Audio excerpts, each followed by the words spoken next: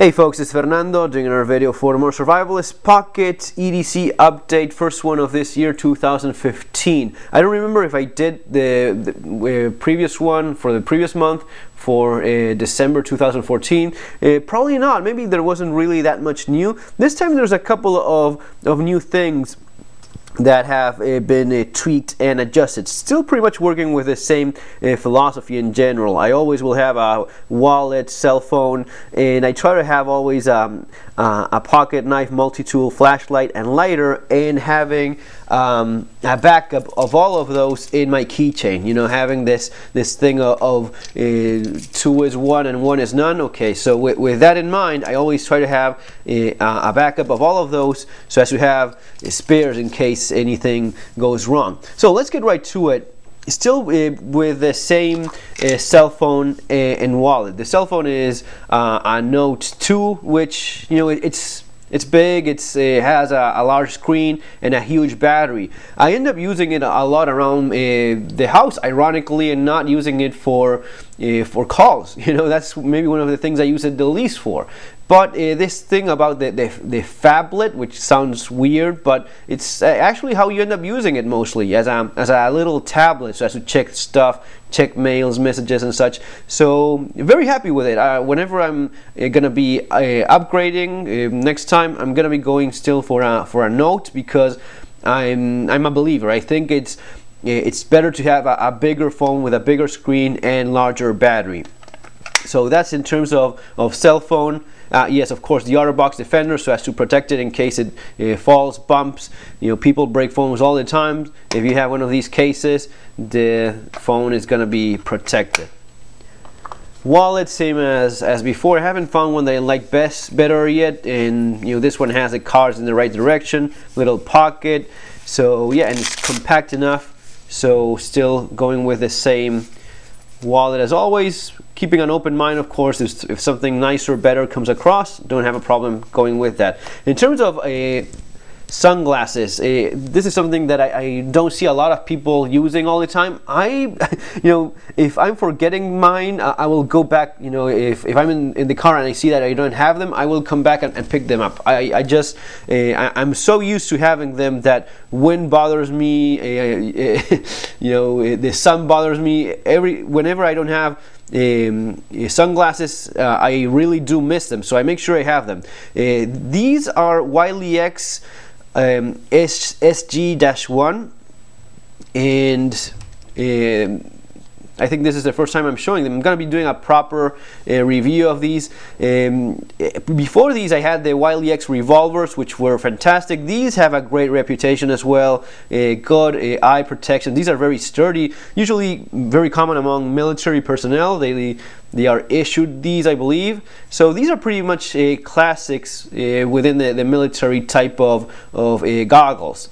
I think they look good as well for, you know, normal everyday use. So I'm gonna be using these and let you guys know how it works. Not expecting any nasty surprises. Wiley X makes good stuff. But yeah, if you don't have sunglasses, protective eyewear, I suggest getting used to it and including it in your daily setup. Whenever you don't have it, I sure do miss it. And protecting your eyes, that's kind of important. At least for me, it is. Lighter. Same as before, Thunderbird insert, working well, not losing any fuel, heavy but fitting in that nice little pocket.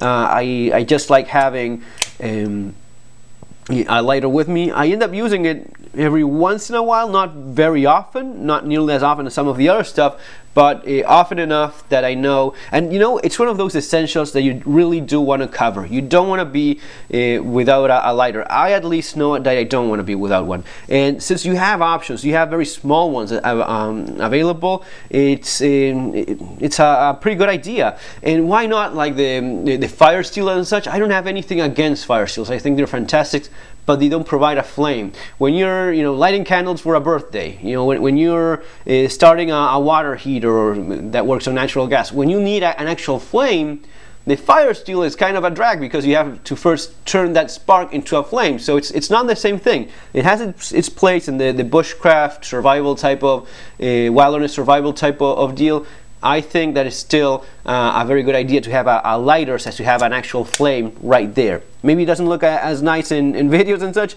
but the flame is always quicker than the spark. Okay, let's get, what else do we have here? In terms of knives, where and when legal, depending on the country that I am, depending on the activity that I'm doing, this would be my favorite setup, the Leatherman Charge TTI, which I've been happy with for years, and a larger folder, the Cold Steel, the Voyager. This would be the minimum that I would go for. This or larger whenever possible, this is what I would go for. When I can't have this with me, I will usually have this combination. The German Army knife, you know, these are slip joint, non-locking under 3-inch blades. And the same thing for this one, non-locking, okay, non-locking under 3-inch blades. This is the combo that I go for when I cannot go for this one, depending on where, what country, and what is it that I'm doing. In terms of a flashlight, I've been using the ThruNite T10T. I'm very happy with it. I mean, I've included the whistle because, you know, I just think you should have one, and it works as a little, actually a pretty decent signaling system in case of an emergency. You have your whistle, you have your flashlight, so you can actually do, you know, make your location notice if needed. I like it. I think it's bright enough for my needs. It has a very nice light pattern. I like titanium. I think it looks very good, and it's light, sturdy, doesn't rust. All things pluses, advantages in my opinion, and very happy with it so far. One of the uses I have for flashlights in general, you know, being completely honest, guys, one of the things I pretty much do every night, I usually stay up kind of late writing or doing something, so I don't want to disturb you know, my wife when she's sleeping. She's a very light sleeper and she wakes up very easily, so instead of turning on a light, I will just use the flashlight. And even though I like having the clicky noise kind of bothers a little bit, and here with the T10T you have the option of using it as a twisty as well. So I would usually go with the moonlight mode, and that's enough night for my needs. You know, that's enough light for, you know, finding my way to bed, and, you know, leaving whatever it is I have to leave and do or whatnot. So and at the same time, as a pocket EDC light, you have the brighter modes if needed, still using a very common AA battery. So yeah, usually I've always preferred CR123A batteries. Probably I'll be going back to one later, but, you know, as LED technology keeps advancing, there's less and less need for one, given that you have a great amount of lumen output with AA's. And sure, of course, you have the 14500 batteries, which are, you know, very, very powerful as well, very bright. In flashlights that can handle it, that's also an option. The thing is, have a good flashlight. You know, have a good, powerful flashlight. Have one that has a few modes available as well. As long as you have that covered, then that's great. Oh yeah, and a whistle. Try having a whistle. It's always a good signaling option. In terms of keychain, a new thing would be this one, the recently reviewed ThruNite T. Loving this thing. The latest Cree XP-L has a wonderful runtime, very bright on its maximum mode, actually amazing brightness. I always wanted a good a titanium keychain light, and this is pretty much exactly what I was looking for. One of the things that I've heard someone mentioning in the comments, and I completely agree with that, is that instead of this strobe mode, you know, it's a secret mode, because, you know, these guys from ThruNite, they've obviously checked what people like, and a lot of people are not happy with any strobe or beacon mode. So it's hidden, it's available, but you have to access it. Now the thing is this, I like having it. I'd rather have it than not have it, but I would be happier with a beacon instead of this. And the explanation for this is the following. The strobe mode is more of a defensive thing. I would like to have it, for example, here in my EDC light. Maybe I would, with a quick double click accessing a strobe mode, that would actually sounds kind of neat, and sounds as something that in some cases you could use it, and you can train with it, use it in your defensive shooting training, for example. Those are things that you could end up doing. Having a hidden strobe mode kind of defeats the purpose. I would much rather have, you know what, a beacon mode of some kind.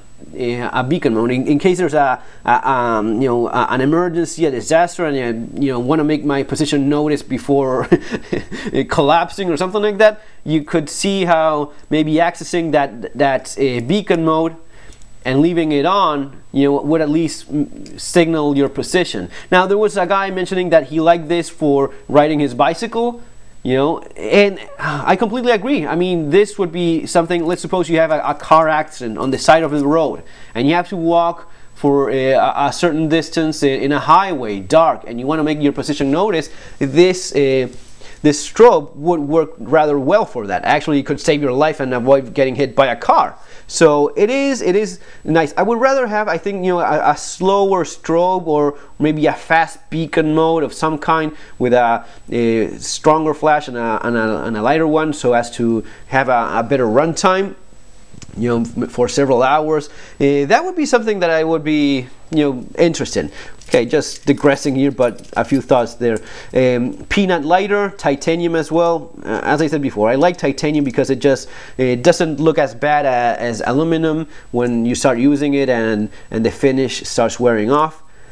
Mini champ, I'm thinking about getting a new one. There's actually a new mini champ that I'm pretty sure I'm going to be getting soon enough. The newer one has, instead of the LED, which I really no longer need, given that I already have a couple flashlights. This is more of a thing that maybe for someone that is not carrying a flashlight, maybe this makes a little bit more sense. I already have 2, maybe 3 flashlights in my setup. So 4 with the phone. With LEDs, you have flashlights pretty much everywhere. I would rather have the tweezers. The pen is useful, the tweezers as well. I think that there's also a new Alox mini champ which looks fantastic, but you would be giving up those 2 extra tools. With the Alox, you're giving up the tweezers and the pen. That's where I'm kind of struggling a little bit. That's maybe why I haven't got it yet, because on one side I like the way the Alox scales look. They look just very, very well. I like them a lot. But it's kind of struggling with my survival mindset of always having the most amount of tools possible as long as I can. So I'm still not happy enough sacrificing utility for looks. You know what I mean? So still giving a little bit more thought on that. Little Pico pry bar for those things where I don't want to be breaking one of my knives, prying little things. UV light, I really haven't used it a lot, really. I'll leave it there for a few more months, see how it goes. This is one of the things where location maybe matters. In Argentina, I would have used this all the time. Why? Because in Argentina, I would be constantly checking for counterfeit money. If you want to be checking for counterfeit money, the little UV light really helps, just to quickly check money, check for dirty surfaces. So maybe more of a thing that you would be using in disasters, emergencies and such, but not so much on daily ordinary use. A little USB flash drive here, still working well, still updating it with files that I want to have in case of losing everything else. If the only thing I have left is my keychain, I will at least have those important files encrypted there. Remember to update do a backup of your browsing history and passwords and such. That kind of thing is pretty important to have. Simplifies things if you end up losing everything, including your computer. Okay, what else do we have? Yeah, the little bag thing concept, I'm still using it. I find it useful. I will put my my keychain here so that it doesn't make so much noise and it's not piercing in the pockets and such. And I will also add, which is here, the headphones for the headphones for the cell phone. Why? Not only just to listen to music, I also need this so as to use the FM radio in the phone. The phone does have an included FM radio, which again, worst case scenario, there's no internet, there's no nothing, and you want to have a radio, you will have that. But you need the headphones because it uses these as an antenna. So without these, no FM radio. I think the FM radio is important enough in an emergency so as to include it. So I make sure I have a few of these floating around in my bags and now in my pocket set up as well. In terms of watch, I'm still going mostly for the Casio Pro Trick. Use it all the time. This is my true EDC watch. This time though, I have the Seiko Black Monster. Why? Because I use it in the holidays. I just want to change something different. You know, it's solid, it built like a tank, looks nice, it gives you time accurately enough, not as accurate as a digital watch, of course, but I just want to change a little bit. Is it as useful? No. And again, titanium being as light as it is still a great option. You know, no competition here whatsoever. There's no question. This is a much better watch in terms of survival and preparedness. This is, you know, maybe one of the still a tough watch, no question about that. And for those of you guys that are worried about EMPs all over and all that kind of stuff, I think it's kind of, you know, pretty unlikely. No doubt in my mind that this is more useful for disasters and for everyday use, given that you have the compass, the barometer chart there. But in that sort of situation, yeah, this isn't using any kind of electric gadget, so it's a tough watch, especially suited for that kind of electromagnetic pulse disaster kind of deal.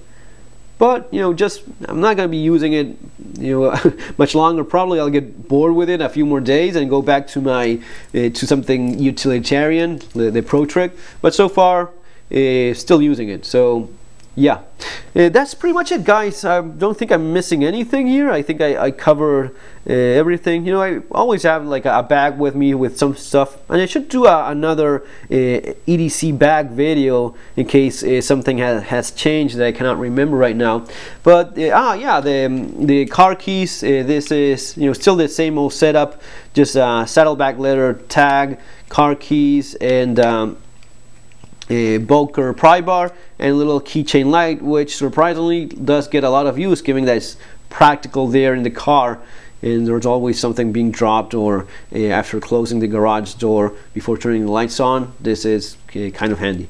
So yeah, that's gonna be it, guys. Take care, have a great day. Remember to subscribe, leave your comments if you have any thoughts or any questions whatsoever. I'd be happy to answer them, guys. I hope you started this year great, and take care. See you in our next video.